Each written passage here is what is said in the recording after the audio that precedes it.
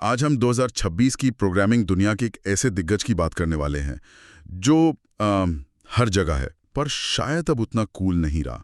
मैं बात कर रहा हूं जावा की। ये एक अजीब सा विरोधाभास है ना? एक तरफ ये दुनिया के 3 अरब से ज्यादा डिवाइसों, हमारे बैंकिंग सिस्टम और अनगिनत बड़ी कंपनियों की रीढ़ है, और दूसरी तरफ जब मैं अपने डेवलपर दोस्तों से बात करता हूं तो वो हमेशा पाइथन, रस्ट या गो जैसी नई भाषाओं के बारे में ज्यादा उत्साहित रहते हैं। तो आज हम इसी गुत्थी को सुलझाने वाले हैं। हमारे पास 2026 का एक बेहतरीन विश्लेषण है जिसका शीर्षक है the Java paradox, resilience and reinvention. हम ये समझने की कोशिश करेंगे कि जावा आज किन असली चुनौतियों का सामना कर रहा है, इसके छिपे हुए खतरे क्या हैं, और सबसे जरूरी कि क्या ये वाकई एक शानदार वापसी कर रहा है। चलिए इस पर एक गहरी नजर डालते हैं। तो चलिए शुरू करते हैं। 2026 में जावा की दुनिया में आखिर चल क्या रहा है? ये अभी भी हर जगह है, एंटरप्राइज सॉफ्टवेयर का बादशाह माना जाता है, खासकर वित्त, स्वास्थ्य सेवा और सरकारी बुनियादी ढांचे में। स्रोत कहता है कि स्प्रिंग बूट जैसे फ्रेमवर्क पर बड़ी कंपनियां आंख बंद करके भरोसा करती हैं। ये तकनीक की दुनिया का एक अदृश्य आधार स्तंभ जैसा है। जरूरी भी है। सोचिए, ये उन पुरानी मजबूत इमारतों की तरह है जो दशकों से खड़ी हैं। वे भरोसेमंद है, लेकिन उनकी वायरिंग और प्लम्बिंग पुरानी हो चुकी है। तकनीकी दुनिया में इन्हें लेगेसी सिस्टम कहते हैं। ये वो बड़े विशाल सिस्टम है जो सालों पहले बनाए गए थे और आज भी चल रहे हैं। स्रोत के मुताबिक इन्हें आधुनिक बनाना एक बहुत बड़ा सिरदर्द है। एक मिनट, यहां मुझे रोकिए। लेगेसी शब्द सुनते ही एक नेगेटिव सी फीलिंग आती है, लेकिन क्या इसका मतलब ये भी नहीं है कि ये ट्राइड एंड टेस्टेड, यानी आजमाया हुआ और भरोसेमंद है? कंपनियां उस चीज को क्यों बदलना चाहेंगी जो काम कर रही है? बहुत अच्छा सवाल है, और यही वो दुविधा है जिससे ज्यादातर कंपनियां जूझ रही हैं। आप सही हैं, लेगेसी का मतलब है स्थिरता, लेकिन इसका मतलब ये भी है कि आप एक ऐसी नींव पर टिके हैं जो लचीली नहीं है। इन सिस्टम्स को बदलना एक चलती हुई ट्रेन के इंजन को बदलने जैसा है। ये बहुत जोखिम भरा, महंगा और डरावना काम है, इसलिए ज्यादातर कंपनियां इसे टालती रहती हैं। और यहीं से दूसरी समस्या शुरू होती है, धारणा की।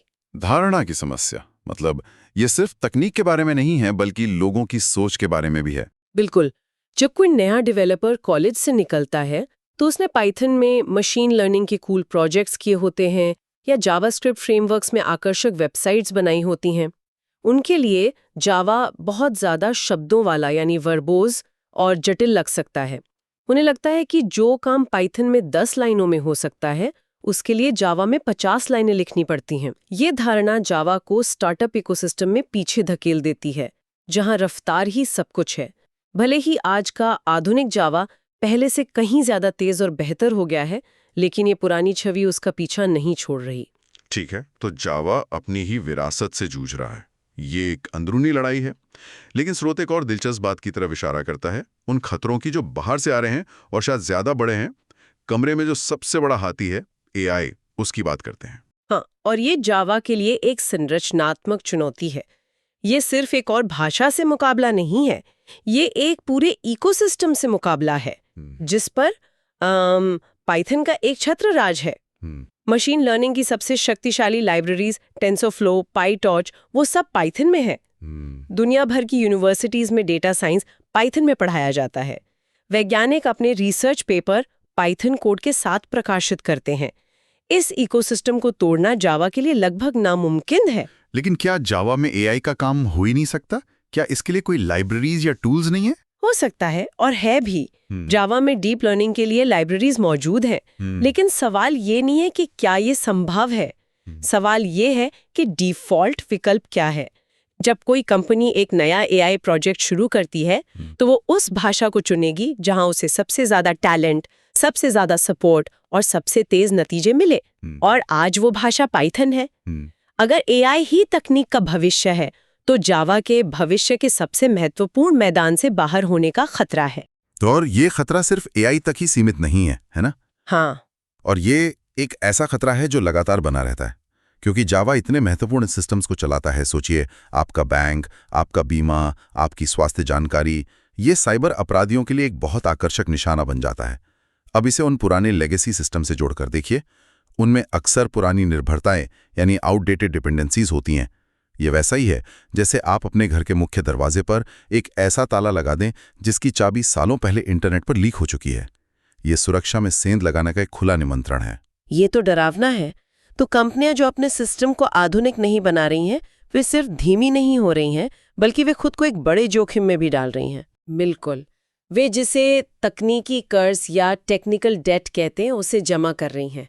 ये बिल्कुल क्रेडिट कार्ड के कर्ज जैसा है। आज आसान रास्ता चुनना आकर्षक लगता, लेकिन भविष्य में आपको इसका ब्याज चुकाना पड़ता है, और वो भी बहुत ज्यादा। नवाचार धीमा हो जाता है, सुरक्षा कमजोर हो जाती है, और एक तीसरा छिपा हुआ खतरा पैदा होता है, प्रतिभा का पलायन। मतलब अच्छे डेवलपर्स इन पुरानी तकनीकों पर काम नहीं करना चाहते। ठीक समझे। सोचिए, जब इन लेगेसी सिस्टम्स को बनाने वाले अनुभवी डेवलपर्स रिटायर हो जाएंगे, तो उनकी जगह कौन लेगा? नई पीढ़ी के डेवलपर्स क्लाउड, कुबरनेट्स और एआई जैसी आधुनिक तकनीकों पर काम करना चाहते हैं। अगर कंपनियों ने पुराने मोनोलिथिक सिस्टम्स को मेंटेन करने का काम देंगी, तो वे वहां नहीं रुकेंगे। धीरे धीरे जावा के विशेषज्ञों की कमी हो सकती है, जिससे इन सिस्टम्स को चलाना और भी महंगा और मुश्किल हो जाएगा। ठीक है, तो अब तक की तस्वीर थोड़ी निराशाजनक लग रही है। जावा अपनी विरासत, एआई के दबदबे और टैलेंट की कमी जैसी चुनौतियों से घिरा हुआ है। लेकिन स्रोत कहता है कि ये कहानी का अंत नहीं है। ये एक अंतिम संस्कार नहीं, बल्कि एक वापसी की कहानी है। तो जावा खुद को कैसे बदल रहा है? यहाँ कहानी का सबसे दिलचस्प मोड़ आता है, और इसका जवाब खुद जावा भाषा में उतना नहीं है जितना कि उसके दिल में है, यानी जावा वर्चुअल मशीन या JVM। JVM को जावा का गुप्त हथियार समझिए। ये एक शानदार इंजीनियरिंग का नमूना है। स्रोत ग्रेलवीएम जैसे प्रोजेक्ट्स पर प्रकाश डालता है जो गेम चेंजर साबित हो रहे हैं। ग्रेलवीएम ये क्या करता है और ये इतना महत्वपूर्ण क्यों है? ग्रेलवीएम जावा कोड को सीधे नेटिव मशीन कोड में बदल सकता है, ठीक वैसे ही जैसे C++ या गो भाषाएं करती हैं। इसका मतलब है कि जावा एप्लीकेशन अब सेकेंडों में नहीं, बल्कि मिली सेकेंड में शुरू हो सकते हैं और बहुत कम मेमोरी का उपयोग करते हैं। यह सीधे तौर पर उस पुरानी आलोचना का जवाब है कि जावा धीमा है और ज़्यादा मेमोरी लेता है। इसने जावा को क्लाउड और माइक्रो सर्विसेज की दुनिया में एक बार फिर से एक मजबूत प्रतियोगी बना दिया है। तो इसका मतलब यह है कि जावा अब उन क्षेत्रों में सीधे तौर पर Node.js या गो जैसी भाषाओं को टक्कर दे सकता है, जहां स्टार्टअप की गति बहुत मायने रखती है।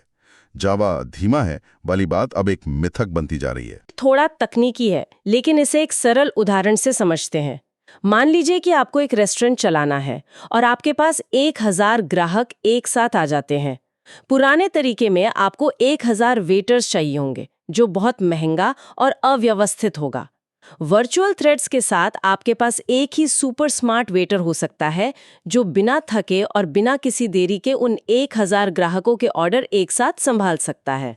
वाह, ये तो वाकई एक बड़ा बदलाव है। इसका मतलब है कि e-commerce sites, social media platforms या कोई भी ऐसी एप्लीकेशन जहां एक साथ हजारों यूजर्स आते हैं, उनके लिए जावा अब पहले से कहीं ज्यादा शक्तिशाली हो गया है। एकदम सही। ये हाई ट्रैफिक एप्लीकेशंस के लिए जावा को ज्यादा स्केलेबल और मजबूत बनाता है।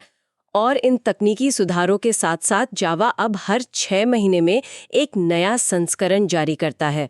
तो वो धीमा और पुराना वाला टैग अब तेजी से हट रहा है। पर्दे के पीछे एक शांत क्रांति चल रही है और जावा का इकोसिस्टम गिरावट के बजाय लचीलापन अपना रहा है। तो इन सब का मतलब क्या है? इन चुनौतियों और इन शानदार वापसी की कोशिशों को देखते हुए 2026 में एक डेवलपर या एक बिजनेस को क्या करना चाहिए? आगे का रास्ता क्या है? स्रोत इस बात पर बहुत जोर देता है कि निरंतर सीखना ही कुंजी है। आज के समय में सिर्फ जावा जानना काफी नहीं है। उन डेवलपर्स की मांग सबसे ज्यादा होगी जो टी-शेप्ड है, यानी जिनकी जावा में गहरी विशेषज्ञता है और साथ ही क्लाउड, क्यूबरनेट्स, डॉकर और एआई इंटीग्रेशन जैसी तकनीकों की व्यापक समझ भी है। जो डेवलपर एक पुराने मोनोलिथिक जावा ऐप को आधुनिक क्लाउड नेटिव माइक्रो सर्विसेज में बदल सकता है, वो आज के बाजार में सोने के बराबर है। और कंपनियों के नजरिए से क्या उन्हें अपने लेगेसी सिस्टम को फेंक देना चाहिए और सब कुछ नए सिरे से बनाना चाहिए? ये हमेशा व्यवहारिक नहीं होता। स्रोत सुझाव देता है कि व्यवसायों को एक रणनीतिक दृष्टिकोण अपनाना होगा। उन्हें ये समझना होगा कि वे अपने तकनीकी कर्ज पर हमेशा के लिए नहीं जी सकते। उन्हें अपने पुराने सिस्टम्स को धीरे धीरे माइक्रो सर्विसेज में बदलने और उस कर्ज को कम करने में निवेश करना ही होगा।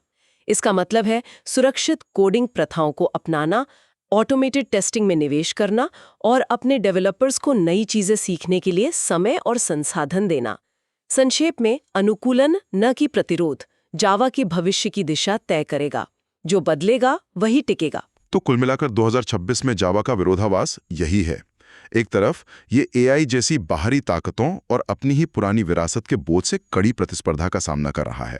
इसका एक छत्र राज अब निश्चित नहीं है, लेकिन ये भी उतना ही सच है कि ये खुद को फिर से गढ़ रहा है, और वो भी बहुत प्रभावी ढंग से।